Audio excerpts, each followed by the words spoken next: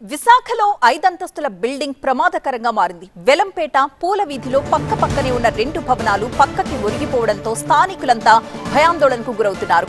వెలంపేట రాత్రి 5 అంతస్తుల భవనం పక్కకు ఒరిగింది. దాంతో హుటాహుటిన ఆ భవంతిలో నివాసం ఉంటున్న వారిని అధికారులు ఖాళీ చేయించారు. 2 ఏళ్ల క్రితం నిర్మించిన కసిరెడ్డి ప్లాజాలో 9 కుటుంబాల వాళ్లు నివాసం ఉంటున్నారు. ఆ పక్కనే 3 ఏళ్ల క్రితం మరో భవంతి ధరణి ఫంక్షన్ హాల్ కూడా నిర్మించారు.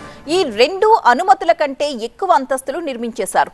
కొద్ది రోజుల క్రితం కసిరెడ్డి ప్లాజా బిల్డింగ్ కుడి వైపున ఉన్న ఫంక్షన్ హాల్ బిల్డింగ్ పైకి వాలింది. ఇటీవల వర్షాలు కురవడంతో మరింతగా అది ఒరిగిపోయింది. భవనం పిల్లర్స్ కూడా బీటలొచ్చేశాయి. దీన్ని గమనించిన వెంటనే స్థానికులు కంప్లైంట్ ఇచ్చారు. రాత్రి జీవీఎంసీ అధికారులు, పోలీసులు ఆ భవంతిలో నివాసం ఉంటున్న వాళ్లను ఖాళీ చేయించారు. బిల్డింగ్ యజమానులకు కూడా నోటీసులు ఇచ్చారు. అయితే అనుమతులు ఇచ్చిన దానికంటే ఎక్కువ ఫ్లోర్స్ నిర్మించడం వల్లే ఇంత ప్రమాదకరంగా పరిస్థితి మారిపోయిందని స్థానికులు మండిపడుతున్నారు. ప్రమాదకరంగా మారిన బిల్డింగ్ ని కూల్చేయడం తప్ప మరొక మార్గం కనిపించట్లేదంటున్నారు అధికారులు. 40 లక్షల చొప్పున ఫ్లాట్ ని కొనుగోలు చేశామని యజమానులు అంటున్నారు. ఒక్క రోజులోనే జీవీఎంసీ అధికారులు ఆ భవనాన్ని ఖాళీ చేయాలని చెప్పారు. సామాన్లు భవనంలోనే ఉంచి కుటుంబాలతో బయటకు వెళ్లిపోయామని అధికారులు, ప్రభుత్వం తమకు న్యాయం చేయాలని అంటున్నారు ఆ ఫ్లాట్స్ ని కొనుగోలు చేసిన యజమానులు. 35 lakhsకి మామూలు తీసుకున్నాం. రిజిస్ట్రేషన్ అన్నిటితో కలిపి 42 lakhs అయిపోయింది.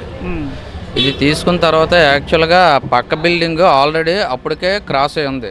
ఈ బిల్డింగ్ కన్స్ట్రక్షన్ అయిన తర్వాత స్టార్టింగ్లో అంతా బాగానే ఉంది. స్టార్టింగ్ ఒరిగిపోతే మేము తీసుకోం కదా. తీసుకున్న తర్వాత సంవత్సరంన్నర అంతా అవుతుంది. యాక్చువల్గా ఇది 8 months అవుతుంది. కొంచెం సైడ్కి ఒరగడం, మరి దాని ప్రెజర్ వల్ల దీని మీద ఒరుగుతుందో ఏటైతే తెలియదు. సాయిల్ టెస్ట్లో ఫాల్ట్ ఉందో ఏటో తెలియదు.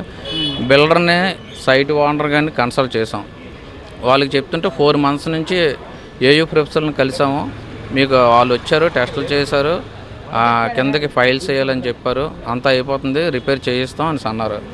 ఇప్పుడు అర్ధాంతరంగా నిన్న రాత్రికి వచ్చేసి జీవీఎంసీ కమిషనర్ గారు, మిగతా పోలీసులు అందరూ వచ్చేసి ఫోటోలు తీసి వెంటనే రాత్రికి ఫ్యామిలీలతో ఉన్న వాళ్ళని ఒక నోటీసులు ముందుకుండా ఇవ్వకుండా, 3 రోజుల ముందు కనీసం ఇవ్వకుండా, ఒక రోజు ముందు కూడా ఇవ్వకుండా రాత్రికి వచ్చేసి ఎంత రిక్వెస్ట్ చేసినా ఒక నైట్ ఉండమన్నా సరే కరెంట్ ఆఫ్ చేసి మమ్మల్ని పిల్లలతో ఫ్యామిలీలతోనే బయటికి వెళ్ళిపోమన్నారు.